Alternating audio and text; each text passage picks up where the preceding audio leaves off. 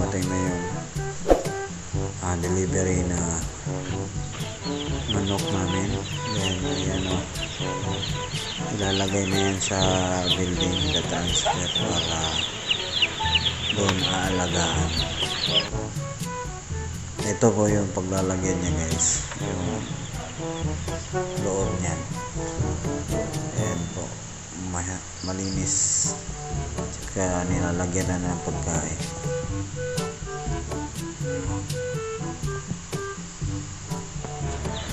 So yan guys, share ko lang.